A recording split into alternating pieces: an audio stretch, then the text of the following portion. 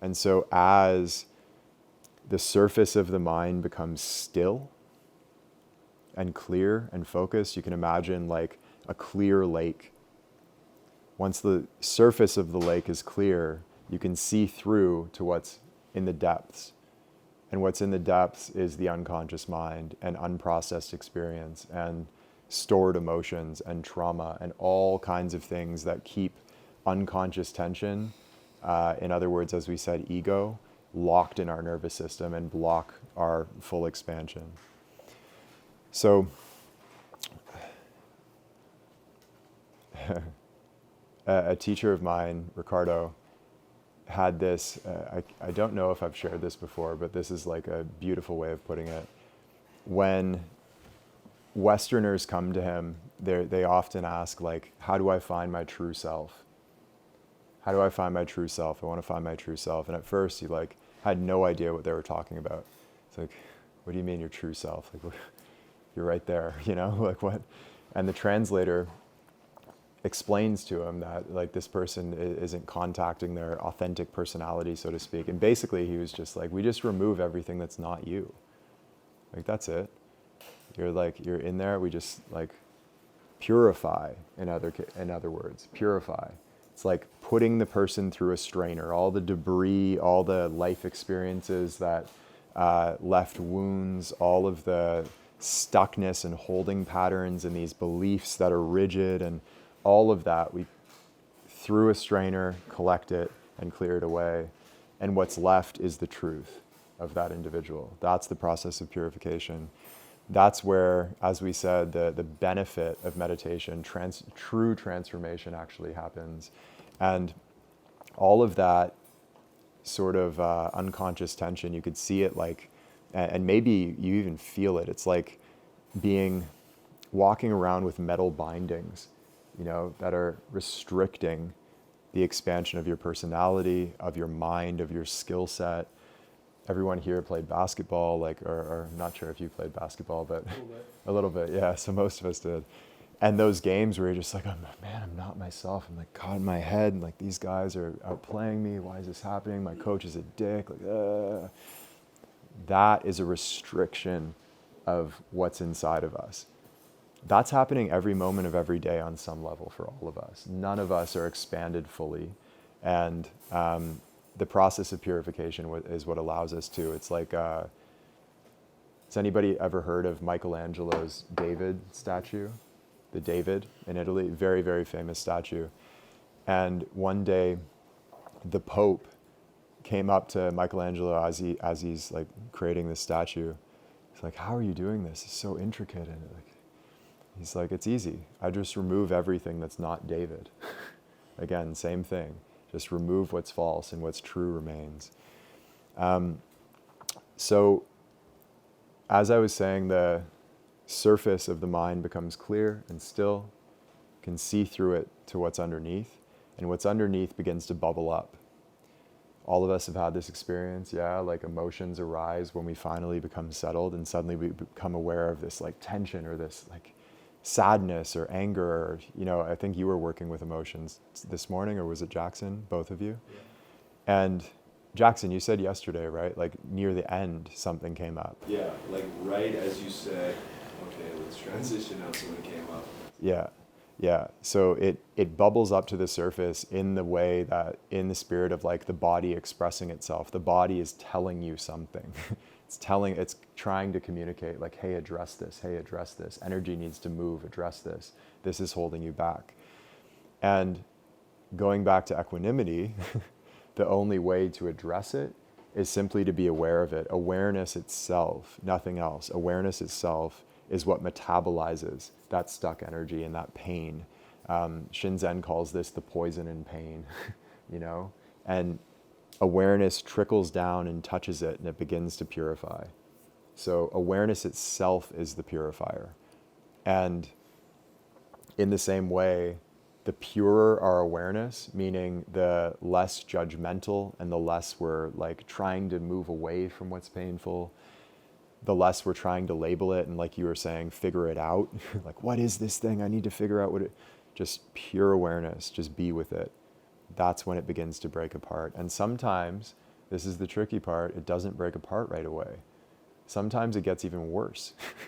Sometimes it has to get worse before it gets better. There are, deeper blockages in my system that I've been working with for years now, like multi-year projects. And then there's other blockages that come unbound in a minute. There's some that I just touch with my awareness and they break apart immediately. It's this like incredibly intricate web of energy that exists inside of us. And there's, those who know Reggie Ray's, like the body never repeats itself. It's always completely unique and completely spontaneous. And the only thing that we need to do to allow that purification to happen is just put our awareness on it without trying to change it or push it away. Is that clear? So problems, so to speak, things in our system that want to be purified, they arise naturally. We put our awareness on them, they break apart. And really when I say problems, I'm saying it, as you know, tongue in cheek, because there's no such thing really as a problem. There's no such thing as a wrong meditation experience. I had a call with Will Johnson, posture meditation author, and he was like, the older I get, he's in his 70s now, and the more students I work with, the more I feel like my main job is just telling people that the experience they're having is the experience they're supposed to be having. And it's really easy, and I get into this as well. It's like, one of you guys or somebody else will come to me with an issue like, man, I'm just experiencing this really painful, like, what do I do about this? And my answer is like, I can't really give any other answer than the truth. It's like, just work with it. Like, that's the material. That's what's wanting to be released. And as Ricardo says, like, the darkness comes up on its way out. So we're seeing it because it's ready to be released, not because it's a problem or it's bad or something happened, but because it's on its way out. It's being let go of. So the fact that you're seeing it, the practitioner level thing to do, the practitioner move in leaning into the discomfort, is actually going after those things, like hunting them down, not like trying to just go to the mental spa and be peaceful, but like go into them. And once again, not in a masochistic way, not in like fixating on the thing, trying to change it, but just like letting your awareness touch it. And that's it. Is this clear so far? Yeah, we're covering all the bases. So that is essentially purification. And the last thing I'll say on that, like there's phenomena in quantum physics. Scientists have been kind of dealing with this as a problem, but like speaking about this for many, many years, one of the issues in science is that as soon as you observe a phenomena, it changes, which fucks with all their experiments because they observing it impacts the experiment. That's something they, haven't really been able to figure out why, but the fact remains that simply observing something begins to change it. And we see that in meditation when your awareness is placed on something that's stuck, it starts to change. Maybe slowly at first, the energy is just beginning to shift. It's very hard. Then it becomes more loose. But that's the way that purification happens. Again, it's like you just look at it. That's dissolving. Like focus on it till it changes. It's the whole thing. It can be made really complicated, and like you go through all these like 3,200 energy gates up and down your body and sink it into the earth, and like that's great if you can do it. But the simple form of dissolving, and you were asking like what dissolving is, you focus on an area that's stuck inside of you, whether that's emotion, that's the physical body, that's some a mental thought pattern. It could be, a mixture of all three. You focus on the discomfort till it changes. And then eventually that's what purifies it.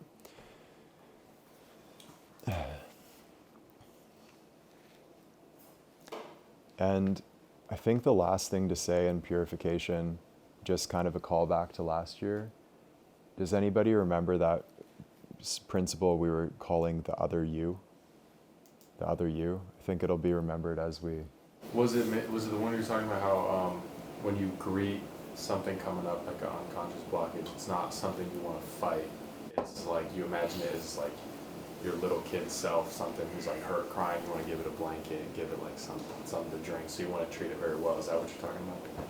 Yeah, and even one step further, it's not that you treat it like it's a version of you, it's that it actually is a version of you. You know, that's the trippy part. So when pain comes to the surface, it's not this unwelcome guest that you want to shove out the door and like, oh man, like lock the doors, bar them, like don't let that dude inside.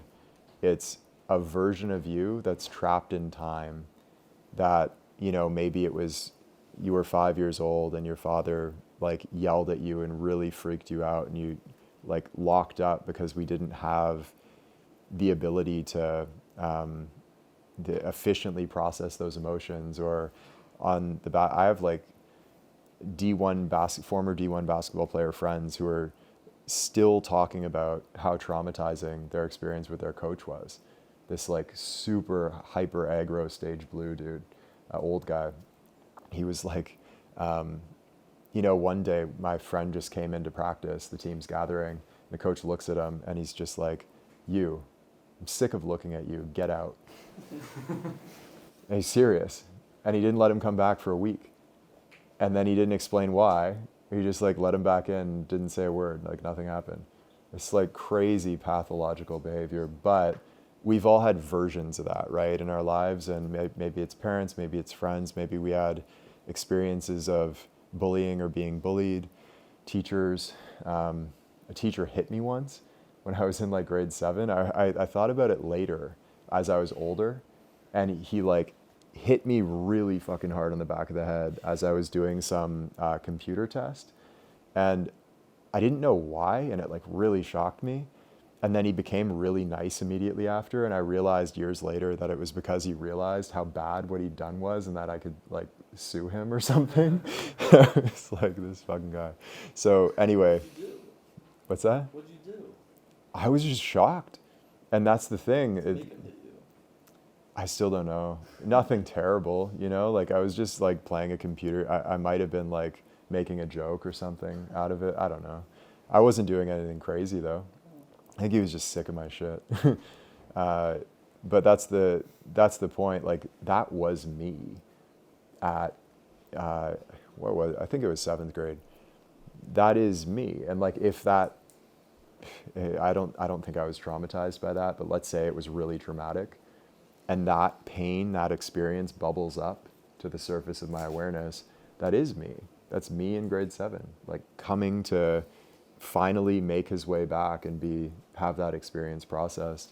So treat these emotions and these holding patterns and these things that aren't so comfortable and pleasant, treat them as versions of yourself, because they are, that are coming up out of the dungeon of the unconscious, and they need like a warm blanket and comfort and acceptance, and bring that spirit to it rather than just re-traumatizing yourself like, oh, get the fuck out of here, it's too painful.